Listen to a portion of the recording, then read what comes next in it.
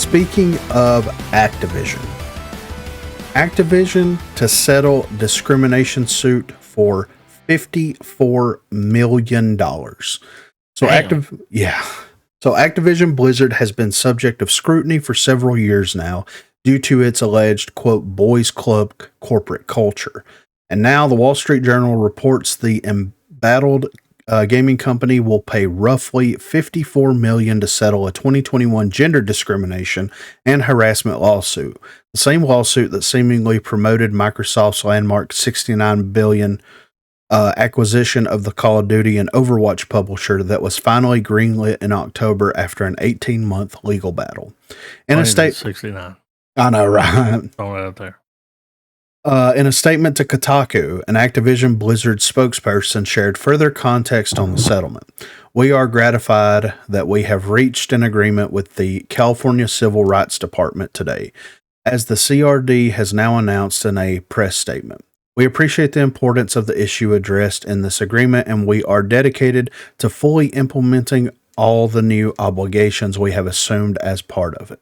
We want our employees to know that, as the agreement specifies, we are committed to ensuring fair compensation and promotion policies and practices for all our employees, and we will continue our efforts regarding inclusion of qualified candidates from underrepresented communities in outreach, recruitment, and retention.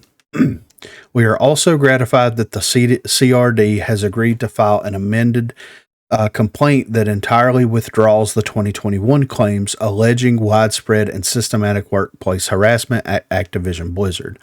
As the CRD acknowledged explicitly in the agreement, CRD is filing along with a proposed consent decree a second amended complaint that withdraws, among other allegations and causes of action, the fifth cause of action, employment discrimination because of sex harassment. As the CRD also expressly acknowledged in the agreement, no court or independent investigation has substantiated any allegations that there has been systematic or widespread sexual harassment at Activision Blizzard. In addition, the CRD has acknowledged that no court or independent investigation substantiated any allegations that Activision Blizzard's board of directors, including its chief executive officer, Robert Kotick, acted inappropriately with regard to the handling of any instances of workplace misconduct. California Civil Rights Department sued Activision in 2021, claiming company leadership willfully ignored employee complaints regarding pay disparity, gender and sexuality-based harassment, and discrimination. In a press release on Friday, the CRD noted that the game publisher will implement steps to ensure more equitable standards for compensation and advancement. Activision Blizzard will take additional steps to help ensure fair pay and promotion practices at the company and provide monetary relief to women who were employees or contract workers in California between October the 12th, 2015 and December the 31st, 2020, representative for the agency wrote. The agreement is still subject to court approval. Activision has reportedly denied these charges. Company representatives have also claimed that an internal investigation by its board of directors concluded that the allegations against the company were without merit. When the Microsoft acquisitions closed earlier this year, longtime Activision's CEO Bobby Kotick was asked to stay for another 2 months through the end of 2023. So according to the Journal, which broke the story regarding the settlement, the state of California had initially estimated Activision's liability for a far greater amount. The state in 2021 estimated Activision's liability at nearly $1 billion to 2,500 employees who might have claims against the company, court documents show. Activision had around 13,000 employees as of the end of 2022. Citing anonymous sources familiar with the matter, the Journal goes on to claim that state agencies had initially sought an amount much greater than the settlement Riot Games paid earlier this year to settle its lawsuit. That ruling in May 2023 touched upon similar grievances related to workplace culture and resulted in a $100 million settlement for plaintiffs. Dude, Good he's been Lord. the CEO since 1991. Mm-hmm. Yeah. All right. Yeah. Okay. So yeah. now all of a sudden, Yeah, right. Yeah. you know what I'm saying? There's Yeah. problems, but he's gone. December's his last day on the job. Yeah. So, the acquisition went through. We talked about this on the very first episode. Yeah. $69 billion to get Activision Blizzard. To me, this sounds like Microsoft going in and being like, "Let's get this shit over with. Mm-hmm. Let's get it done. Let's get it taken care of, and let's move on to greener pastures." And why Activision sold? Remember all that shit was coming out? Mm-hmm. Yeah. All that stuff started happening, all this stuff, and then all of a sudden it's up on the chopping block. Yeah. And it probably helped Microsoft, really. I mean, Yeah, in the long run. it's probably yeah. worth more than that. Yeah. It was really like 68 point whatever. Yeah. They just rounded up, but yeah, so hopefully, if there were any parties that were wronged during their time at Activision Blizzard, that the settlement, there'll be some, heyday. well, that'll help ease some of the tension or They're not going to be working there anymore, so they better get paid. Yeah, right. So it's interesting how these things shake out and how this kind of rages on. And it's interesting here where it's like, as the CRD also expressly acknowledged in the agreement, no court or independent investigation has substantiated any allegations that there has been systematic or widespread sexual harassment at Activision Blizzard. In addition, the CRD has acknowledged that no court or independent investigation substantiated any allegations that Activision Blizzard's board of directors, including its chief executive officer Robert Kotick, acted inappropriately with regard to the handling of any instances of workplace misconduct. So, I mean, am I hearing that correctly? Yep. Like they did. There were no problems. Yeah, so they did an investigation. Yeah, they did an investigation. It netted no results, yet they're still having to pay out. Is that what I'm reading here? Well, they're like, that's why they throw that at you. Well, they're like 2,500. But there's 13,000 people. The 2,500 people were like, well, that person was making more money than me. Yeah. Boys Club. Well, look. They do a different job than you? I mean, yeah. Here's the thing, though. Like, me coming from a corporate environment, like, me and the people that I work with, I have no idea what these people get paid. Also, as you shouldn't really. Yeah. Also, key thing to note is I work remote and the rest of the people that I work with live in different parts of the country, right? So there's different standards of livings. Sure. All across the country. We don't discuss what we pay or what we get paid, right? But there is, which it's not going to happen, unfortunately, but there is a annual review process that takes place, right? Based on your previous year's performance, there is what you're worth. Yeah, there's opportunities for either a bonus or a raise based on how you did in the previous year, the things that you've accomplished, the things that you want to accomplish, what you've done to help the company overall. Now, every corporation's different. Every company is ran different, but it seems to be a pretty clear-cut standard that there are review processes that are put in place. There are compensation for people, and compensation could come down to you get to keep your job. Yeah. I mean, that's just how it is in a corporate environment. Depending on how it is, yeah. Yeah. So at the end of the day, I'm a firm believer in you should be paid what you're worth. Yep. If you go above and beyond, if you are a model employee, if you have minimal absences, if you have minimal issues, if you're a unique thinker, if you're someone that tackles issues that has no outstanding issues that are currently piling up, things like that, then you should be accurately compensated for those things. Now, was Activision Blizzard compensating their employees correctly? Were other employees that were doing different jobs doing more, having more things on their plate, being paid more, and people felt that was wrong? I don't know. I have no idea because I'm not an employee there, and I don't know what their work culture is like. Well, and how it seemed to be fine for about 20 years. Yeah. Right. And then something happened. Yeah. So, hopefully the people that felt like they weren't getting properly compensated are now getting properly compensated, I hope. I don't know. That's the great thing about a free market though, right? Yep. Like if I work harder than the person next to me and I get paid more than the person next to me, then that should be an incentive for the person next to me to do better. Theoretically. Yes. So, I mean, if you have to achieve on your own. You have to put yourself out there as an individual to want to make that money, to put yourself into positions where you can make that money. And like I said, I don't know any of these people individually.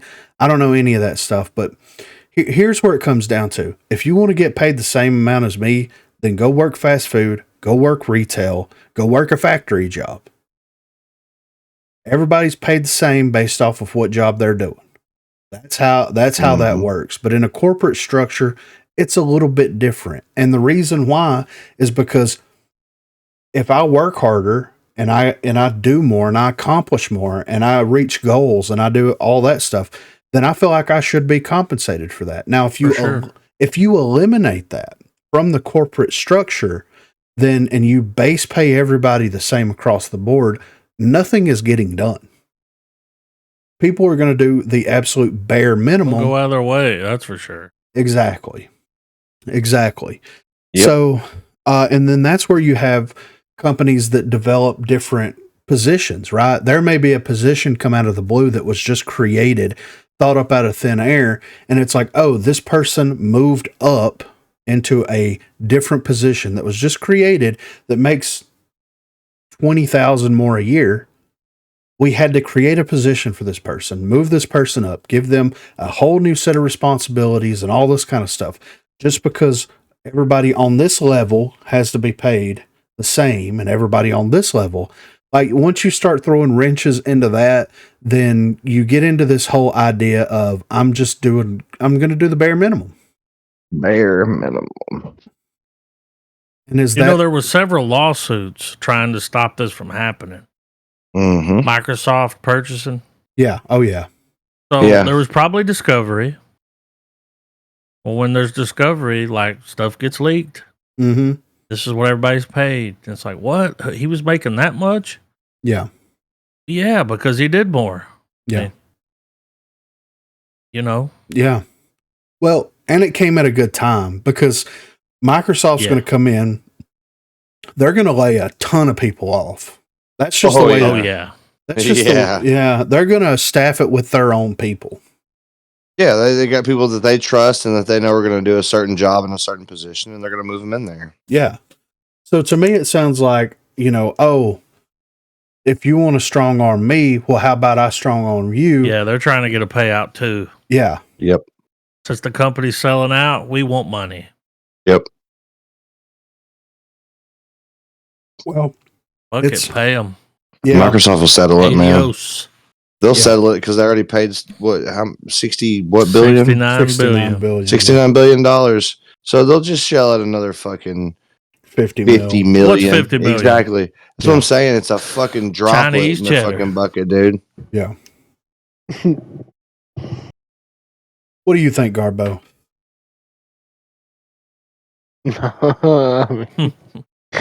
Y'all done summed everything up. I hate Activision. It's but we keep playing their fucking games. Yeah. Well, and that's I will.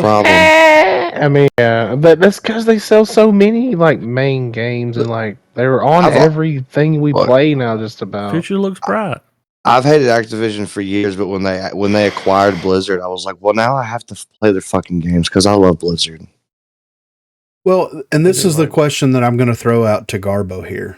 Do you feel not just specifically from the corporate side of things, but do you feel that with the acquisition of Microsoft getting Activision Blizzard, that there's going to be, and this will take time, of course, but a full course correction for Activision properties?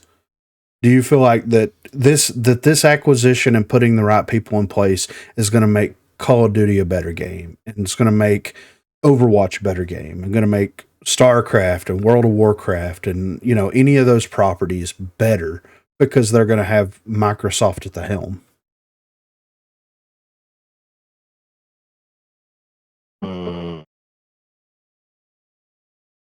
Oh no. Honestly. I think Microsoft knows how to make money. I think they got a decent operating system. But Activision makes money, so like I feel like they'll be trying to do some sneak shit under the sheets or something within the fine lines. I think they're gonna see where Activision has been fucking up all these years and course correct. Like I really do, because they're gonna say, well, they make this much money, but they could make this much money, and that's what they're after, man. Yeah, Gates wants that money. Yep, that cheddar. So, but yeah, it's now I feel like this was the final thing that needed to happen, right? Because we didn't really touch this too much whenever we talked about the Microsoft acquisition, but this was still ongoing. This was still kind of looming in the background. And I feel like now Activision settles the discrimination suit, $54 million. The acquisition is done. Now is the official time. Well, I would say 2024 is going to be the year for Microsoft / Activision / Blizzard. There's going to be huge, at least in my estimation, there's going to be huge course corrections happening. And if that means a COD game doesn't get released or, whatever the case may be, I think that in the long term, it's going to make things better. It's going to have to. Activision and Blizzard are going to have to live up to Microsoft shareholders. They didn't spend that kind of money for nothing. Exactly. A lot of money. Yeah. So when you've got people that are refusing to play your games for various reasons, especially people that like stream to thousands of people, tens of thousands of people, you may want to go in there and see what those issues are. Try to course correct that. Because I'll tell you, playing Warzone is a miserable experience a lot of the time. But 80% of the time. When you see Tim and Doc and Nick and Cloaksy hot dropping Superstore or Storage, don't that make you want to get on there and play that shit? Oh yeah, dude. So, I mean, there's a ripple effect. If I watch somebody play Rogue, it makes me want to play Rogue. If I watch somebody play Fortnite, it makes me want to play Fortnite. It instills that idea in the back of your mind. You know what I mean? Yep. So I think that there's going to be a huge 2024 is going to be a huge rebuilding year for Activision Blizzard. And then moving into 2025, I think big moves are going to be making. Yep.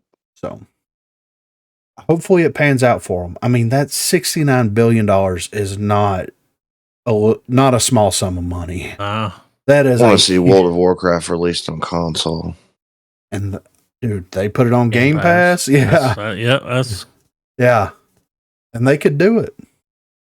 Make it crossplay. They will. Dude. Yeah. Because I'm a big guy with the lore. And I'm about 4 expansions behind. I'd love to catch up on that. Yeah. Oh, they could do it, dude. Microsoft is going to be doing some crazy stuff. I think so. I think that they're gonna try to optimize how much money they can make on these properties that already make a ton of fucking money. Oh yeah, and they got the servers. Yeah, I mean, exactly. Call of Duty alone makes so much money. Yeah. And this was something that we were talking about earlier. And this is just kind of a side topic, I guess you'd say. Activision owned the rights to like Guitar Hero and stuff, right? Yep. In 2024, how do you release a Guitar Hero / Rock Band style game and have the ability to stream that game?